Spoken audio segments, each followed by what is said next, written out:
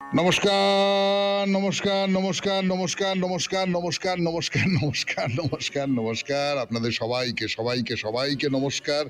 সবাইকে অজস্র শুভকামনা জানাচ্ছি। সবাইকে স্বাগত জানাচ্ছি আজকের এই শরণাগত অনুষ্ঠানে এবং সকলকে শুভ সকাল জানাচ্ছি। আজকের শরণাগতের শুরুতে বলি যে দুটি কারণে আজকের দিনটা একটু বিশেষ দিন। তার মধ্যে একটা হচ্ছে পরমহংস স্বামী শ্রী 108 ভোলানন্দ গিরি মহারাজের তিরোভাব মহোৎসব শুরু হবে হরিদ্বার আশ্রমে। আর আজকে শ্রীমন্ত শ্রী 108 স্বামী ধনঞ্জয় দাস কাঠিয়া বাবা মহারাজের প্রয়াণ তিথি। আন্তর্জাতিক নো ডায়েট দিবস আজকে 6ই মে। এই আন্তর্জাতিক নো ডায়েট দিবসটা এই সময় পড়ে খুব একটা ভালো হয়েছে। তার কারণ এই সময়টা খাওয়া দাওয়ার ব্যাপারে খুব সতর্ক থাকতে হবে। মানে প্রচণ্ড গরম পড়েছে, মানে উত্তপ্ত হয়ে উঠেছেন পৃথিবী যাকে বলে। এই সময়টা শরীরের উপর এই আবহাওয়ার খুব তীব্র প্রভাব পড়ে। তেল ঝাল মশলা এই সমস্ত যথাসম্ভব কম খাওয়াটাই ভালো। সেই কম খাওয়ার উপযোগিতাটা মনে করিয়ে দিচ্ছে আজকের বিশেষ দিনটি। এইটা মাথায় রাখলে ভালো হবে। এবারে বেণীমাধব শীলের পঞ্জিকা অনুযায়ী আজকের দিনটার কথা বলবো। আজকে 23শে বৈশাখ 1431, ইংরেজির 6ই মে 2024, সোমবার। সূর্যোদয়ের সময় ভোর 5টা বেজে 5 মিনিট, সূর্যাস্তের সময় সন্ধে 6টা বেজে 3 মিনিট। দিন কত বড় হয়ে গেছে বলুন তো। আজ ত্রয়োদশী, নক্ষত্র রেবতী, জন্মে মীন রাশি, বিপ্রবর্ণ, দেবগণ। অপরাহ্ন 4টে বেজে 31 মিনিট গতে, মেষ রাশি, ক্ষত্রিয় বর্ণ, মতান্তরে বৈশ্য বর্ণ। আমাদের হোয়াটসঅ্যাপে চিঠি পাঠাবার নাম্বার 9831922927। চিঠির গোড়ায় অতি অবশ্যই SG লিখবেন। আর শনিবারে মহাপুরুষের কথার উত্তর লিখবার সময় SGর পরে একটু মহাপুরুষের কথা লিখে দেবেন। এ তো অনেকদিন ধরে বলছি। মহাপুরুষের কথাটা কেউ কেউ এই উপদেশটা একটু বিস্মরণ হয়ে যায়, কেউ কেউ, সংখ্যাটা খুব কমে এসেছে এখন। এইবারে আপনাদের একটা কথা বলি যে সামনের বুধবার তো 25শে বৈশাখ, 8ই মে তারিখে, আজকে 6ই মে। আর বৃহস্পতিবার আপনাদের চিঠি পড়ার দিন। সেই বৃহস্পতিবারের চিঠিপত্রের বিষয় হচ্ছে প্রথম রবীন্দ্রনাথ। কোনো জ্ঞানের কথা নয়, কোনো তত্ত্বের কথা নয়। রবীন্দ্রনাথকে আপনি প্রথম কিভাবে আপনার কাছে পেলেন, সেটা ছোটবেলার কোনো স্মৃতি হতে পারে, হঠাৎ আলোর ঝলকানির মতো রবীন্দ্রনাথের কোনো কবিতা, কোনো যা হোক কিছু, তার কোনো কাহিনী, সেগুলো আপনার জীবনে চলে এলো, আপনার মনের মধ্যে চলে এলো। এই সমস্তটা নিয়ে 250 শব্দের মধ্যে আগামীকাল সন্ধে 6টার ভেতর আপনার এই লেখা আমাদের দপ্তরে পৌঁছে যাওয়া চাই। এবারে তাহলে আজকের অনুষ্ঠান সম্পর্কে বলি। আজকের অনুষ্ঠানে প্রথমে তো পুরাণ চিরন্তন, আমরা নহুষের কথা বলছিলাম। সেই নহুষ যাকে মানুষ থেকে দেবরাজ করে দেওয়া হয়েছিল এবং ক্রমশ তার ভেতরে কামনা বেড়ে গেল। তিনি ইন্দ্রের স্ত্রী শচী দেবীকে আয়ত্ত করতে চাইলেন, পেতে চাইলেন। তিনি মুনি ঋষিদের লাথি মারতে শুরু করলেন। তার ফলে তার ওপরে অভিশাপ বর্ষিত হলো। অগস্ত্য অভিশাপ দিলেন যে তুমি অজগর সাপে পরিণত হবে। তা এই পর্যন্ত আমরা বলেছিলাম। এরপর থেকে শুরু করব নহুষের গল্প। তারপরে চলে যাব স্বামী বিবেকানন্দের রচনা থেকে পাঠ এই পর্বে। সেই রচনাটির নাম ভক্তিপথে শব্দের কার্যকারিতা। তারপর কথামৃত, আপনাদের চিঠিপত্র এবং শেষে বাইরে দূরে 92.7 বিগ FM শরণাগত অনুষ্ঠানে আমি আছি আপনাদের সঙ্গে, আপনাদের সৌমিত্র বসু। একটু গান, তারপর পুরাণ চিরন্তন।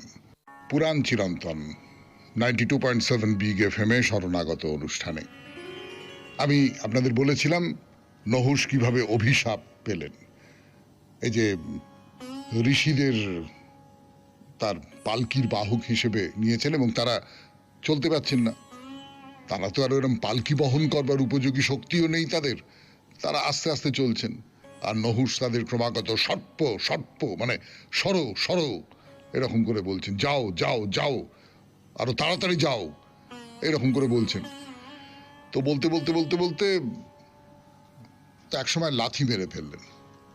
লাথি মেরে ফেললেন, মারবি তো মার, একেবারে বৃদ্ধ এবং অতি তেজস্বী ঋষি অগস্ত্যর মাথায়। অগস্ত্য তখন তাকে অভিশাপ দিলেন যে তুমি যখন সর্প সর্প বলে ব্রাহ্মণদের অপমান করছো, তখন তুমি আজ থেকে অজগর সর্প হও। এই হলো নহুষের কাহিনী পুরাণে। মহাভারতের অনুশাসন পর্বে এই কাহিনী একটু অন্যরকম করে বলা হয়েছে, সেই গল্পটাও বলি আপনাদের, সেটাও খুব চমৎকার। বলা হয়েছে নহুষ প্রত্যেক দিন ঋষিদের নিজের রথের সঙ্গে যুক্ত করে রথ চালনা করতেন, অর্থাৎ পালকি নয়, রথ, এবং রথের ঘোড়া হতেন ঋষিরা। ভাবুন একবার। তো এই পাপাচারের প্রতিকার করবার জন্য ব্রহ্মা ভৃগুকে বললেন যে এর ব্যবস্থা তুমি করো। তো ভৃগু আর অগস্ত্য পরামর্শ করলেন, করে মহর্ষি ভৃগু অগস্ত্যের জটার মধ্যে লুকিয়ে রইলেন। এবারে নহুষ তো অগস্ত্যকে নিজের রথে যুক্ত করতে চাইলে অগস্ত্য বললেন যে আচ্ছা বেশ, ঠিক আছে, আমি তোমার রথ চালাবো বলে অগস্ত্য রথ চালাচ্ছেন, নহুষের রথ চালাচ্ছেন। তো নহুষ তাড়াতাড়ি যাও তাড়াতাড়ি যাও, সর্প সর্প এই বলে অগস্ত্যের মাথায় যখন আঘাত করলেন, সেই আঘাতটা তো গেল ওই জটায় অবস্থানকারী ভৃগু ঋষির গায়ের উপর। তখন ভৃগু ঋষি তাকে অভিশাপ দিলেন নহুষকে যে তুমি অজগর সর্পে পরিণত হও।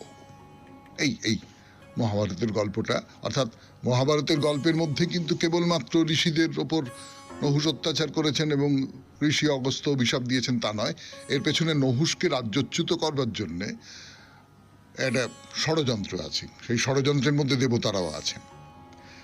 92.7 বিগ এফএম-এ শরণাগত অনুষ্ঠানে শুনছেন পুরাণ চিরন্তন। আরও বলবো নহুষের কাহিনী, ফিরে আসছি গানের পর। গানের পর ফিরে এলাম 92.7 বিগ এফএম-এ শরণাগত অনুষ্ঠানে। নহুষ রাজার গল্প শুনছেন। রাজা বলতে এমনি রাজা নয়, দেবরাজ। তিনি শেষ পর্যন্ত অজগর সাপে পরিণত হলেন। তাই নিয়ে পুরাণের গল্প শুনলেন, মহাভারতের গল্প শুনলেন। দেবী ভাগবতে অহংকারী নহুষের থেকেও এই যে নহুষ, কামুক যে নহুষ, কামার্ত নহুষ, তার উপর বেশি জোর দেওয়া হয়েছে। মানে এই পুরাণে বলছে যে শচীকে বিয়ে করতে যাবার দিনেই ওই পালকির আয়োজন করা হয়েছিল, যে পালকিটা বহন করবেন ঋষিরা। শচী বলেছিলেন যে ঋষিরা তোমার পালকি বহন করে নিয়ে আসবেন, আমি তোমাকে বিয়ে করব। তো নহুষ তাই করলেন, এবং বৃদ্ধ ঋষিরা ওই ধীরে ধীরে সেই পালকি বহন করছিলেন বলে, এবং শচীর সঙ্গে দেখা করতে দেরি হয়ে যাচ্ছে, ফলে নহুষ অধৈর্য হয়ে অগস্ত্যকে লাথি মারেন। তো যাই হোক, অভিশপ্ত হলেন নহুষ। এই অভিশাপটা পাওয়ার পর তো জ্ঞানগম্যী হলো, চৈতন্য হলো, স্বর্গচ্যুত হয়েছেন নহুষ, ফিরে এসেছেন এবং ওই রকম একটা অজগর সাপে পরিণত হয়েছেন। তখন তিনি বারবার কাকুতি মিনতি করছেন, আমার অপরাধ হয়ে গেছে, আমার অপরাধ হয়ে গেছে, আমাকে মার্জনা করুন, আমাকে মার্জনা করুন। তো অগস্ত্য বললেন, বা ভৃগু বললেন, কোথাও কোথাও আছে ভৃগু বললেন, যাই হোক, 10,000 বছর অজগর রূপে মর্তলোকে বাস করতে হবে তোমাকে, 10,000 বছর। তারপর তোমারই বংশের একজন যুধিষ্ঠির, তার সঙ্গে তোমার সাক্ষাৎ হবে। সেই ধর্মপুত্র যুধিষ্ঠির তোমাকে ধর্ম নীতিশাস্ত্র বিষয়ে কতকগুলো প্রশ্নের উত্তর দেবেন, সেইটা শোনার পর তুমি শাপ মুক্ত হবে এবং আবার স্বর্গলাভ করবে। এইভাবে স্বর্গলোক থেকে এই নহুষ রাজার পতন হলো, এবং হলো কিন্তু অহংকারটা বাড়তে বাড়তে বাড়তে বাড়তে বাড়তে বাড়তে এমন একটা জায়গায় চলে গিয়েছিল, যে জায়গাটা আর সত্যি সত্যি ধারণ করা যাচ্ছিল না। তো স্বর্গলোক থেকে অত্যাচারী কৃত্রিব নহুষ, তার পতন হলো। এদিকে দেবতা, ঋষি এবং অন্য লোকপাল যারা ছিলেন, তারা একসঙ্গে হয়ে পরামর্শ করছিলেন কিভাবে এই যে নহুষকে পরাজিত করে আবার ইন্দ্রকে স্বর্গে প্রতিষ্ঠিত করা যায়। এই সময় অগস্ত্য সেখানে উপস্থিত হয়ে নহুষের পরিণতি বর্ণনা করলেন যে না, আর কিচ্ছু চিন্তা করতে হবে না আপনাদের, ও অজগর সাপে পরিণত হয়েছে, স্বর্গের সিংহাসন অত্যাচারী নহুষের হাত থেকে মুক্ত হয়েছে। তখন দেবতারা খুব খুশি, তারা আবার ইন্দ্রকে স্বর্গে অভিষিক্ত করলেন, ত্রিলোকে শান্তি এবং ন্যায় পুনঃপ্রতিষ্ঠিত হল। শুনলেন পুরাণ চিরন্তনে নহুষের গল্প। এই গল্প যে আজকেই শেষ হয়ে গেল এমন নয়, এরপরে আরো দুটো চারটে কথা বলবার আছে আপনাদের, কিন্তু সেটা আজকে নয়, আবার আগামীকাল। আজকে তাহলে এখন স্বামী বিবেকানন্দের রচনা থেকে পাঠ 92.7 বিগ এফএম-এ শরণাগত অনুষ্ঠানে। গানের পর ফিরে এলাম 92.7 বিগ এফএম-এ শরণাগত অনুষ্ঠানে। স্বামী বিবেকানন্দের রচনা থেকে পাঠ। রচনার নাম ভক্তিপথে শব্দের কার্যকারিতা। এখন আমরা প্রেমের মধ্য দিয়া উপাসনা সম্বন্ধে আলোচনা করিব। বলা হয় যে গির্জায় অর্থাৎ কোন সম্প্রদায় জন্মানো ভালো, কিন্তু সেখানে মরা ভালো নয়। চারা গাছ চারিপার্শ্বের বেড়া হইতে সহায়তা এবং আশ্রয় লাভ করে, কিন্তু কালে সেই বেড়া তুলিয়া না লইলে বৃক্ষটি সবল হইতে বা বাড়িতে পারিবে না। বাহ্য পূজা যে একটি প্রয়োজনীয় সোপান তাহা আমরা দেখিয়াছি, কিন্তু ধীরে ধীরে ক্রমোন্নতির সঙ্গে সেই সোপান অতিক্রম করিয়া উচ্চতর অবস্থায় আরোহণ করো। ঈশ্বরে পরিপূর্ণ প্রেম হইলে তিনি যে সর্বব্যাপী সর্বশক্তিমান, এসব বড় বড় বিশেষণের কথা আর চিন্তা করিও না। আমরা ঈশ্বরের নিকট কিছুই চাই না বলিয়া তাহার গুণাবলী লক্ষ্য করিবার প্রয়োজন বোধ করি না। ভগবানের প্রতি প্রেমই আমাদের একমাত্র কাম্য, কিন্তু তখনও সগুণ ঈশ্বরের ভাব আমাদিগকে অনুসরণ করিতে থাকে। আমরা মনুষ্য ভাবের ঊর্ধ্বে উঠিতে পারি না, লাফ দিয়া দেহভাবের বাহিরে যাইতে পারি না। সুতরাং আমরা যেভাবে পরস্পরকে ভালোবাসি, ঈশ্বরকেও সেইভাবেই ভালোবাসিব। মানব প্রেমের 5টি স্তর আছে। অতি সাধারণ এবং নিম্নতম হইল শান্ত প্রেম। তখন আমরা আশ্রয়, আহার ও সর্ববিধ প্রয়োজনের জন্য পিতার উপর নির্ভর করি। 2, দাস্য প্রেম, যে প্রেম আমাদিগকে সেবার প্রেরণা দেয়। ভৃত্য যেমন প্রভুকে সেবা করে, মানুষ ভগবানকে সেইভাবে সেবা করিবার আকাঙ্ক্ষা করে। এই সেবার ভাব অন্যান্য ভাবের উপরে প্রাধান্য বিস্তার করে। তখন প্রভু সৎ কি অসৎ, দয়ালু কি নির্দয়, সে সম্বন্ধে আমরা উদাসীন হইয়া যাই। 3, সখ্য প্রেম, বন্ধুর প্রতি বন্ধুর ভালোবাসা, সমানে সমানে ভালোবাসা, সঙ্গীর প্রতি সঙ্গীর ভালোবাসা, খেলার সাথীর প্রতি খেলার সাথীর ভালোবাসা। মানুষ তখন ভগবানকে নিজ সহচর বলিয়া অনুভব করে। 4, বাৎসল্য প্রেম, ভগবানকে সন্তান ভাবে দেখা। ভারতে এই বাৎসল্য ভাবটি পূর্বোক্ত সখ্য এবং শান্ত প্রেম হইতে উচ্চতর গণ্য করা হইয়া থাকে, কারণ ইহাতে ভয়ের বিন্দুমাত্র স্থান নাই। 5, মধুর প্রেম, স্বামী স্ত্রীর মধ্যে যে প্রেম, ভালোবাসার জন্যই ভালোবাসা। ভগবানই শ্রেষ্ঠ প্রেমাস্পদ। এই মধুর ভাবটি সুন্দর রূপে ব্যক্ত হইয়াছে। চারি চক্ষুর মিলন হওয়ায় দুটি আত্মার মধ্যে পরিবর্তন ঘটিতে লাগিল। প্রেম 2 আত্মার মধ্যবর্তী হইয়া 2কে এক করিয়া দিল। শুনলেন স্বামী বিবেকানন্দের রচনা থেকে পাঠ 92.7 বিগ এফএম-এ শরণাগত অনুষ্ঠানে। এবার কথামৃত। আমি আছি আপনাদের সঙ্গে, আপনাদের সৌমিত্র বসু। গানের পর ফিরে এলাম কথামৃত নিয়ে 92.7 বিগ এফএম-এ শরণাগত অনুষ্ঠানে। কথামৃতে মণি আছেন, মাস্টারমশাই। তিনি মণি হয়েছেন, মানে শুধু আমি আমি আমি আমি যাতে না করতে হয় সেই জন্য মণি বলে একটি চরিত্র তৈরি করেছেন তিনি। তো সেই মণি গাছতলায় একা বেড়াচ্ছেন, এমন সময় একজন ভক্ত এসে বললেন যে আপনাকে ঠাকুর ডাকছেন। তো মণি গেলেন, গিয়ে দেখলেন যে ঘরে ঠাকুর ভক্তদের সঙ্গে বসে রয়েছেন। মণি গিয়ে প্রণাম করে মেঝেতে ভক্তদের সঙ্গে বসলেন। কলকাতা থেকে রাম এসেছেন, কেদার এসেছেন, তাদের সঙ্গে একটি বেদান্তবাদী সাধু এসেছেন। ঠাকুর যেদিন রামের বাগান দর্শন করতে গিয়েছিলেন সেদিন এই সাধুটির সঙ্গে দেখা হয়েছিল। তো সাধু ওই পাশে বাগানের একটা গাছের তলায় একা একটা খাটিয়ায় বসেছিলেন। রাম আজকে ঠাকুর বলেছেন যে ওই সাধুটিকে নিয়ে এসো না গো, ওর সঙ্গে একটু কথা বলবো। তো রাম গিয়ে সাধুকে বলেছেন যে আপনি যাবেন, এইরকম একজন পরমহংস আছেন, তার কাছে যাবেন। তো সাধুও খুব আগ্রহের সঙ্গে রাজি হয়েছেন, তিনি চলে এসেছেন। ঠাকুরের সঙ্গে সাধুর দেখা হয়েছে, তা দুজনে কথা হচ্ছে, খুব আনন্দের সঙ্গে কথা হচ্ছে। সাধুকে নিজের কাছে একটা ছোট তক্তার উপর বসিয়েছেন, হিন্দিতে কথা হচ্ছে, সাধু বাংলা জানেন না। তা আমি বাংলাতেই বলছি আপনাদের, বা কথামৃতেও বাংলাতেই লেখা রয়েছে। তো শ্রীরামকৃষ্ণ বলছেন যে এই সব তোমার কিরকম বোধ হয়? তো সাধু বলছেন যে এসব স্বপ্নবৎ, মানে এই যে আমাদের বেঁচে থাকা, এই যে জগৎ, এই যে পৃথিবী, এই যে আমার চারপাশ, যা কিছুর মধ্যে আমি আছি, সে এসব কি মনে হয় তোমার? তো সাধু বলছে এগুলো স্বপ্নের মতো মনে হয়। এই যে এই জগৎ স্বপ্নবৎ, এটা পুরনো কথা, খুবই পুরনো কথা, আপনারা সকলেই জানেন, এটা নতুন কিছু নয়। কিন্তু আমার একটা কথা মনে হয়, সেটা আমি আপনাদের বলি। আমি না কিরম ভেতরে অনুভব করি, এটা যে আমি একমাত্র করি তা নয়, আপনারাও নিশ্চয়ই সকলে করেন, যে সত্যি স্বপ্নে আমি যেরকমটা দেখি, আমি বাস্তবে যা দেখছি স্বপ্নেও তো তাই দেখি। স্বপ্নে আমার মানে স্বপ্নে আমি অনেক অসম্ভব ব্যাপার দেখি যেগুলো বাস্তবে হয় না, কিন্তু যখন দেখি তখন তো এগুলোকে অসম্ভব বলে মনে হয় না। তার মানে আমি কি সত্যি সত্যি জানি যে এই যে আমি এখন বসে আপনাদের সামনে শরণাগত করছি, এই যে আমি আমি সারাদিন ধরে যা কিছু করছি, এই যে আমার জীবনযাপন, এইটা আসলে স্বপ্ন নয়?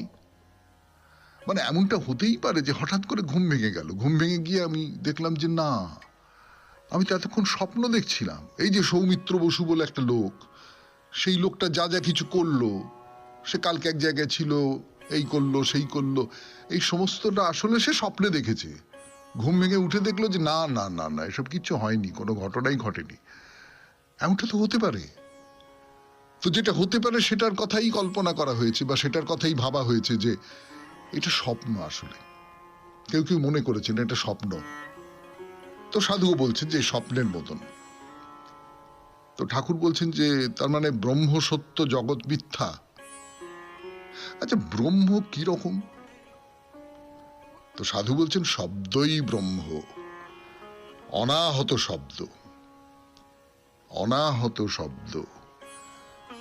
আমি জানি না আমি ঠিক বলছি কিনা, কিন্তু ব্রহ্ম হচ্ছেন এমন কিছু, ওই খুব সোজা কথায় আমি যদি বলি, যে তাকে ইঁটো করা যায় না। এমন কোন শব্দ যে শব্দটা আগে উচ্চারিত হয়নি। 92.7 বিগ FM এ শরণাগত অনুষ্ঠানে শুনছেন ঠাকুর শ্রীরামকৃষ্ণ পরমহংসদেবের কথা, কথামৃত।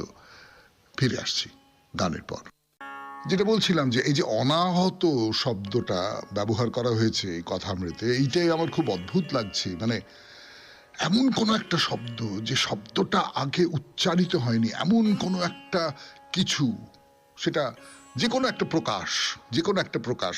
সাধু শব্দটা ব্যবহার করছেন, এবং আমরা তো এক্ষুনি স্বামী বিবেকানন্দের রচনায় পড়লাম যে শব্দটা ভক্তির ক্ষেত্রে খুব গুরুত্বপূর্ণ। সেই শব্দটা একেবারে অনাহত শব্দ। তো ঠাকুর শ্রী রামকৃষ্ণ পরমহংসদেব বলছেন কিন্তু জি শব্দের প্রতিপাদ্য একটি আছেন। কেমন? সাধু বলছেন বাচ্য ওই হ্যায়, বাচক ওই হ্যায়। একথা শুনতে শুনতে শুনতে শুনতে ঠাকুর সমাধিস্থ হয়ে গেলেন। সমাধিস্থ, স্থির, একেবারে চিত্রার্পিতের ন্যায় বসে আছেন। সাধু অবাক হয়ে তার এই সমাধি দেখছেন। ভক্তরা অনেকে দেখেছেন, কিন্তু সাধু তো কখনো সমাধিস্থ মানুষ দেখেননি। তো কেদার সাধুকে বলছেন যে এই দেখো জি, ইসকো সমাধি বলতে হয়। সাধু কাছে এটা একদম নতুন অভিজ্ঞতা।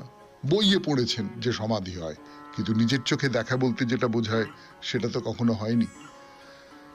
তো ঠাকুর একটু একটু একটু একটু করে প্রকৃতিস্থ হচ্ছেন, জগন্মাতার সঙ্গে কথা বলছেন। বলছেন যে মা ভালো হব, ভালো হব, বেহুশ করিস নে।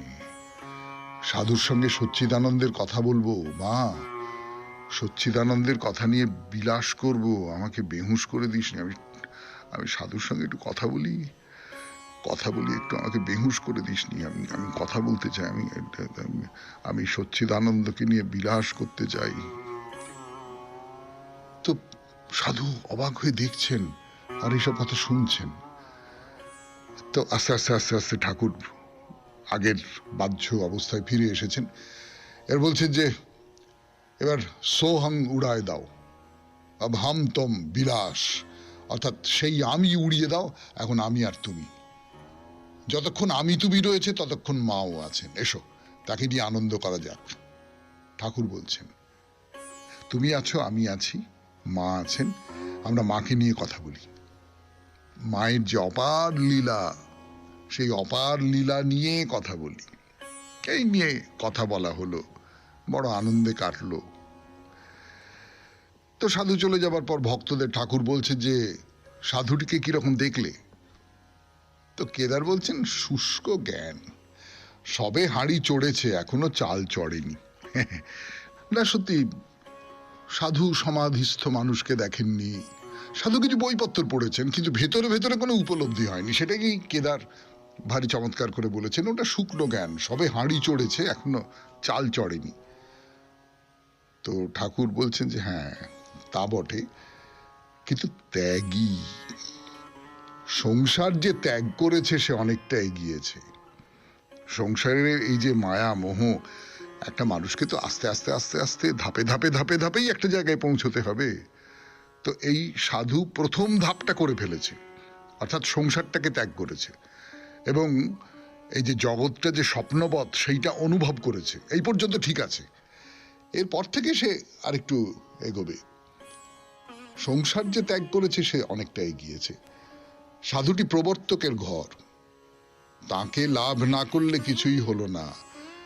যখন তার প্রেমের মত্ত হওয়া যায় আর কিছু ভালো লাগে না তখন, বলে গান করছেন যে যতনে হৃদয়ে রেখো আদরিনী শ্যামা মাকে, মন তুই দেখ আর আমি দেখি, আর যেন কেউ নাহি দেখে। এই গানটা একটা অদ্ভুত গান বলে মনে হয় আমার, জানেন। আমি বলি আপনাদের, এই যে যতনে হৃদয়, আমরা তো এই শরণাগত অনুষ্ঠানে ওই গান শুনি, প্রচুর শুনেছি, হয়তো খুব মন দিয়ে শুনছি না, কিন্তু যতনে হৃদয়ে রেখো আদরিনী শ্যামা মাকে, কতটা যত্নে রাখবে? মন তুই দেখ আর আমি দেখি, আর যেন কেউ নাহি দেখে। মানে সত্যিকারের যে ভালোবাসার ধন যাকে বলি, তাকে একেবারে বুকের মধ্যে রেখে দেবো, কেউ জানতে পারবে না, এইরকম করে রেখে দেবো। মাঝে মাঝে ঘোমটা তুলে তাকে দেখব, তার সঙ্গে আমার লীলা, বাইরের কেউ টের পাচ্ছে না। এইটা 92.7 বিগ এফএম এ শুনছেন কথা অমৃত শরণাগত অনুষ্ঠানে। আরো কথা বলবো, ফিরে আসবো গানের পর। গান গাইছেন, গান তো সাধন পথের একটা খুব বড় অবলম্বন, আপনারা সকলেই জানেন। বিশেষ করে আমাদের দেশের যে সাধকেরা, মধ্যযুগের যে সাধকেরা, তারা তো গানে গানেই নিজেদের কথা বলেছেন। মানে সেটা বাংলায় চৈতন্যদেব কীর্তনের কথা ভাবুন, তারপরে এই রামপ্রসাদ, কমলাকান্ত ইত্যাদি ইত্যাদি বহু বহু বহু মানুষ আছেন যারা গানের মধ্যে দিয়ে তাদের নিজেদের সাধনার কথা বলেছেন, তাদের নিজেদের আবেগের কথা বলেছেন। গান তো আবেগকে প্রকাশ করে, কিন্তু তার বাইরেও সর্বভারতীয় ক্ষেত্রেও অজস্র আছেন। এই আপনি কবিরের কথা বলুন, আপনি নানকের কথা বলুন, আপনি দাদুর কথা বলুন, আপনি তুকারামের কথা বলুন, সবাই গানের মধ্যে দিয়ে। তার মানে গানটা তো আমার যে এই যে কথা বলা, সেই কথা বলাকে অতিক্রম করে যায়, পার হয়ে যায়। এই যে পার হয়ে যাওয়া, আমি সেই উপলব্ধির কথা বলছি, যে উপলব্ধি জাগতিক অভিজ্ঞতা দিয়ে বোঝা যাবে না, সেটাকে পার হয়ে যেতে হবে। এই পার হয়ে যাওয়াটা কথায় যা নাগাল পাওয়া যাবে না, সুরে তার চরণ ছোঁয়া যাবে। এই হলো মোদ্দা কথা। তো ঠাকুর আবার আর একটা গান করছেন, মনের মানুষ হয় যে জনা, ও তার নয়নেতে যায় গো চেনা, ও সে দুই এক জনা, ভাবে ভাসে রসে ডোবে, ও সে উজান পথে আনাগোনা। ঠাকুরের অন্য কথা আছে যে যখন কেউ তাকে পায় সেই সময় তার চোখগুলো স্থির হয়ে যায়। কিরকম না, পাখি যখন ডিমে তা দেয় তখন যখন ফ্যাল করে তাকায়, তেমনি ফ্যাল করে তাকায় সে। তাই মনের মানুষ হয় যে জনা, ও তার নয়নেতে যায় গো চেনা, ও সে দুই একজনা। এই দুই একজন যে মনের মানুষকে পায়, তার চোখের দৃষ্টি থেকে বুঝতে পারা যায় তার চোখ আমাদের এই পৃথিবীর যে যে আবর্ত, সেই আবর্তের মধ্যে থাকে না, সেখান থেকে অনেক অন্য দিকে অন্য জায়গায় তার সেই চোখ চলে যায়। 92.7 পিগ এফএমে শরণাগত অনুষ্ঠানে শেষ করছি কথামৃত। এরপর গানের পর আপনাদের চিঠিপত্র। এবারে চিঠিপত্র 92.7 পিগ এফএমে শরণাগত অনুষ্ঠানে গড়িয়া গার্ডেন্স থেকে রুবি বন্দ্যোপাধ্যায় একটি খুব প্রয়োজনীয় চিঠি লিখেছেন। কেন প্রয়োজনীয় সেটা চিঠিটা পড়লে বুঝতে পারা যাবে। শোনাই সেই চিঠি। একটি নমস্কার আর অনেক শুভকামনা জানাই শরণাগত অনুষ্ঠানের কথাকার এবং অন্যান্য কলাকৌশলী বৃন্দকে। বহু দূরে কোন এক অনির্বাণ দ্বীপের দিকে নিয়ে যাওয়া প্রতিদিনের এই অনুষ্ঠান শরণাগত, যার শেষ পর্বের নাম বাইরে দূরে। সম্প্রতি মানস ভ্রমণ সহায়ক তার শ্রোতাদের ঘুরিয়ে আনলেন হুগলির বাঁশবেড়িয়ার হংসেশ্বরী মন্দিরে। বেশ কয়েক বছর আগে এই মন্দির দর্শনে চক্ষু সার্থক করতে বেরিয়ে পড়া হয়েছিল। সেই যাত্রাপথে সঙ্গী ছিল পরিবারের প্রিয় সদস্যেরা। সেখানে স্থান মাহাত্ম্যের অনুভূতির মিশেলে মা ত্রিমূর্তি দর্শন এবং পারিবারিক জমায়েত, যা মনকে তৃপ্ত করে। তবে এই মন্দির দর্শনের আগ্রহের পশ্চাতে আছে তারও বেশ কিছুদিন আগে প্রায় একটি বই, অনির্বচনীয়া, লেখক নারায়ণ সান্যাল। কি আছে সেই বইতে, আর কেনই বা হংসেশ্বরী মন্দির দর্শন প্রসঙ্গে সেই বইয়ের উল্লেখ? অনির্বচনীয়া গ্রন্থের একটি অধ্যায় হংসেশ্বরী, আর সেই মন্দির নির্মাণের পরতে পরতে ইতিহাসকে অনুসন্ধান করেছেন লেখক। কিন্তু ইতিহাস তো শুধু সময়ের দলিল নয়, তার ভেতরেও থেকে যায় বহমান জীবনের কথা। এই লেখা সেই জীবনের কথাই বলে, এক জীবনে যেন অনন্ত জীবনের উপলব্ধি। ক্লেশে অক্লেশে এ পথ থেকে ও পথ হেঁটে ফেলে যায় অনায়াসে। অনেক না পাওয়ার মধ্যেও বোধহয় পাওয়াকে অনুভব করা যায়। আর তাই জন্ম পরিচয়হীন এক অনিন্দ সুন্দরী বালিকা, বড় রানী মহামায়ার সযত্নে লালিত ছুটকি, কিভাবে নানা প্রতিকূলতার মধ্যেও হয়ে উঠলেন বাঁশবেড়িয়ার ছোট রানীমা, তার উপরে বড় মা হয়ে উঠতে উঠতে ইট কাঠ পাথরের মন্দিরের পাষাণ ফলকে চিরস্থায়ী হয়ে যায় তার নাম। অতুল রূপ সৌন্দর্য ছিল, ছিল প্রবল ব্যক্তিত্ব ও অনমনীয় চারিত্রিক দৃঢ়তা। তবুও তিনি ছিলেন রিক্ত, নিঃস্ব। অতল প্রেমময়তা নিয়েও ছিলেন নিঃসঙ্গ। বুকের ভেতর জল থই থই কান্না নিয়েছিলেন স্বামী সঙ্গ বঞ্চিতা। কাব্যানুরাগী এই নারী ছিলেন কাব্যে উপেক্ষিতা। হৃদয় ভালোবাসার ফল্গু ধারায় একাকী রানী সয়েছেন অপমানের নিষ্ঠুর আঘাত। অপরিসীম বেদনায় ছিন্ন ভিন্ন হয়েছেন, কিন্তু ভাঙনের মধ্যেও থেকেছেন শান্ত, স্থিতদি, অবিচল। বাঁশবেড়িয়ার রাজা মহাশয় নৃসিংহদেব রায় কর্তৃক মন্দিরটির ভিত্তিপ্রস্তর স্থাপন করা 3 বছর পর মন্দিরের কাজ অসমাপ্ত রেখেই তিনি মারা যান। বড় রানী মহামায়া স্বামীর সঙ্গে সহমরণে যান, কিন্তু ছোট রানী বা শঙ্করী সহমরণে যাওয়া মনস্থ করলেও তার তীক্ষ্ণ বুদ্ধির দ্বারা তখন বুঝতে পারলেন তার অবর্তমানে স্বামীর আরব্ধ কাজ বা হংসেশ্বরী মন্দির প্রতিষ্ঠা সম্পূর্ণ হবে না। তখন তিনি সহমরণে যেতে অস্বীকার করেন। এই প্রসঙ্গে আরেকটি ঐতিহাসিক সত্য, যুগন্ধর ব্যক্তি প্রণম্য রামমোহন রায়ের কথা এসেছে। সহমৃতা না হওয়ায় ঘরে বাইরে নিন্দা অপমান রানী শঙ্করীকে পীড়িত করলেও তিনি দৃঢ় প্রতিজ্ঞ ছিলেন স্বামীর স্বপ্নকে সার্থক করতে, মায়ের মন্দির প্রতিষ্ঠা করতে। সামাজিকভাবে ব্রাত্য রানীমা হংসেশ্বরী মন্দিরে পূজার অধিকার নিয়ে পুত্রের সঙ্গে মামলায় জড়িয়ে পড়েন এবং প্রথম ভারতীয় মহিলা হিসেবে প্রকাশ্য আদালতে সর্বসমক্ষে পুত্রের বিরুদ্ধে সাক্ষ্য দেবার নজির গড়লেন। মামলায় জয়ী হলেন তিনি। এই পালক পুত্রের কঠিন অসুস্থতার সংবাদে বিচলিত হয়ে কলকাতায় তার বাড়িতে 6 মাস থেকে তাকে সুস্থ করে তোলেন। সেই বাড়িটি যে গলিতে ছিল সেটি আজও আছে, রানী শঙ্করী লেন। শুধু বাঁশবেড়িয়ায় নয়, কলকাতার বুকেও ছোট রানীমা রয়ে গেলেন। অপার সহিষ্ণুতা, অনমনীয় দৃঢ়তা, তীক্ষ্ণ বুদ্ধি এবং অতলান্ত প্রেমময়তা সম্পন্ন এই অনির্বচনীয়াকে বাঁশবেড়িয়ার হংসেশ্বরী মন্দিরের বিশালতায়, শ্বেত শুভ্র পাষাণের মহানতায় আজও কি খুঁজে পাওয়া যায়? ইতিহাসের এই সত্যটুকু নিয়ে হংসেশ্বরী মন্দিরের মাতৃমূর্তি, পাশে থাকা প্রাচীন অনন্ত বাসুদেবের মন্দির, অপূর্ব টেরাকোটার কারুকার্য, রাজবাড়ির ধ্বংসাবশেষ আর প্রবাহিনী গঙ্গার স্রোত ধারা আপনাকে অভিভূত করবে। আমাদের প্রিয় কথাকার মহাশয়কে বিনম্র শ্রদ্ধা জানাই এবং বিগ এফএম এর সকল ভাই বোনের জন্য রইল অনেক শুভকামনা। নমস্কারান্তে, রুবি বন্দ্যোপাধ্যায়, গড়িয়া গার্ডেন্স। কি বলে যে আপনাকে ধন্যবাদ জানাবো আমি জানি না রুবি দেবী।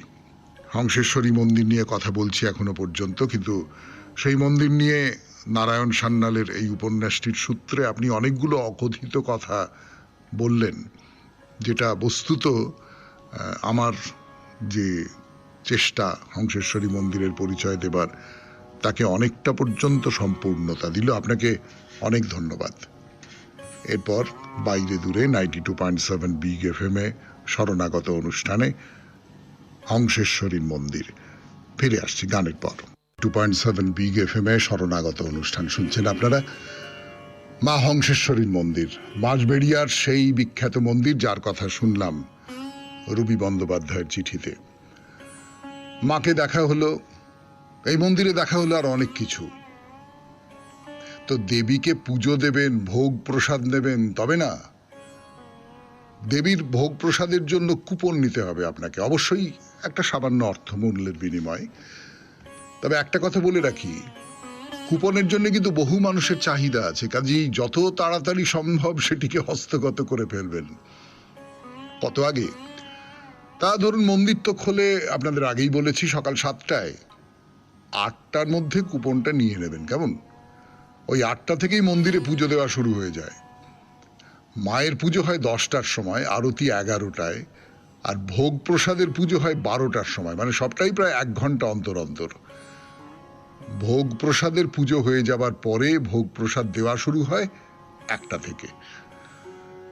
ইচ্ছে করলে আপনি কিন্তু এই মন্দিরে অঞ্জলিও দিতে পারেন, দিয়ে দেখুন না, খুব ভাল লাগবে।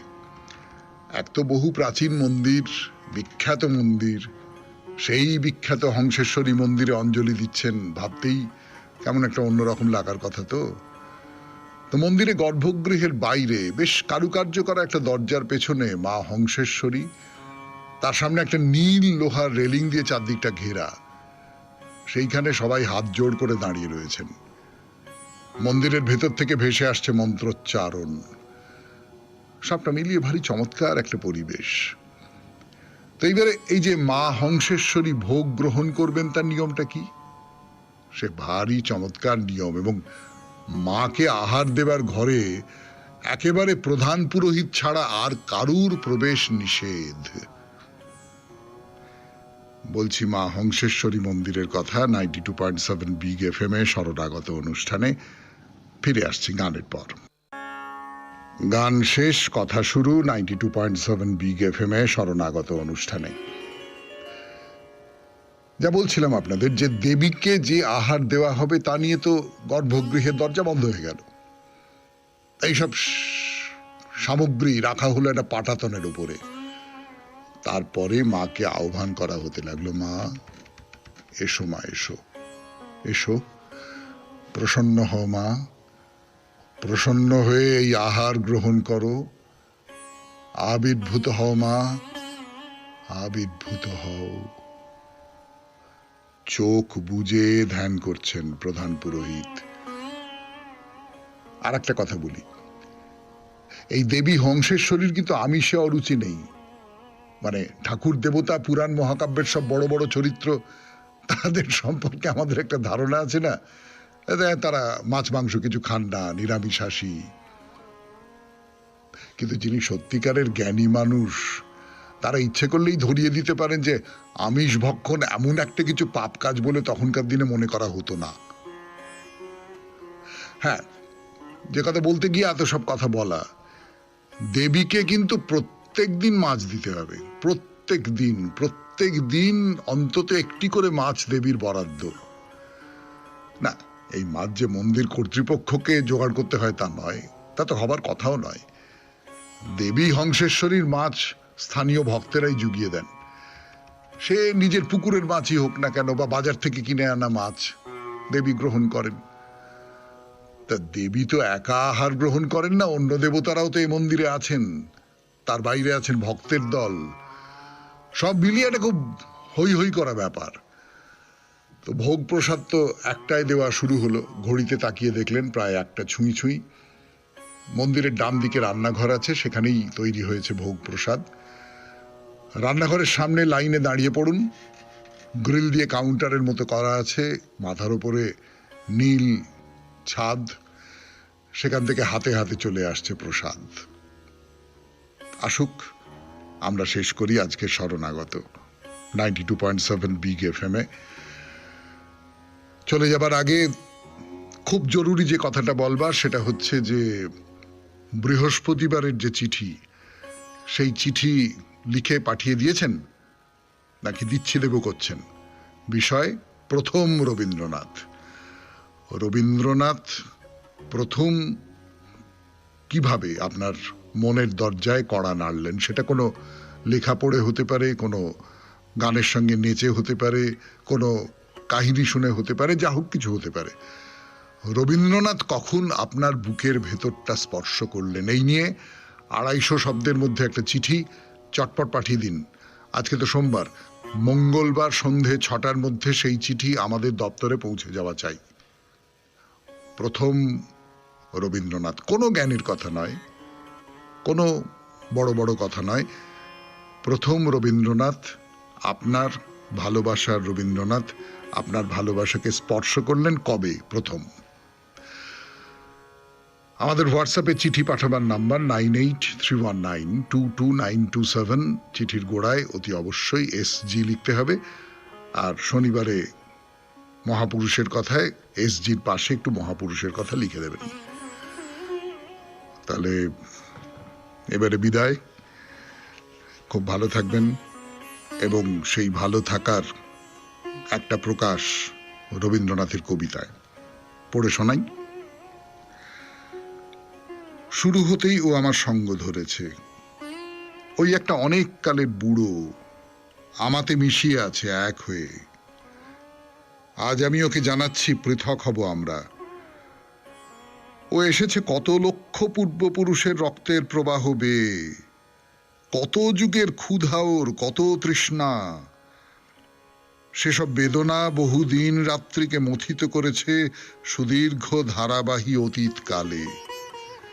তাই নিয়ে অধিকার করে বসলো নবজাত প্রাণের এই বাহনকে, ওই প্রাচীন, ওই কাঙাল। আকাশবাণী আসে ঊর্ধ্বলোক হতে, ওর কোলাহলে সে যায় আবিল হয়ে। নৈবেদ্য সাজাই পূজার থালায়, ও হাত বাড়িয়ে নেয় নিজে। জীর্ণ করে ওকে দিনে দিনে পলে পলে বাসনার দহনে। ওর জরা দিয়ে আচ্ছন্ন করে আমাকে যে আমি জরাহীন। মুহূর্তে মুহূর্তেও জিতে নিয়েছে আমার মমতা, তাই ওকে যখন মরণে ধরে ভয় লাগে আমার যে আমি মৃত্যুহীন। আমি আজ পৃথক হব, ও থাক ওইখানে দ্বারের বাইরে, ওই বৃদ্ধ, ওই বুভুক্ষু। ও ভিক্ষা করুক, ভোগ করুক, তালিদিক বসে বসে ওর ছেঁড়া চাদরখানাতে। জন্ম মরণের মাঝখানটাতে যে আলমাধা ক্ষেতটুকু আছে, সেইখানে করুক বঞ্চবৃত্তি। আমি দেখব ওকে জানলায় বসে, ওই দূর পথের পথিককে। দীর্ঘকাল ধরে যে এসেছে বহু দেহ মনের নানা পথের বাঁকে বাঁকে মৃত্যুর নানা খেয়া পার হয়ে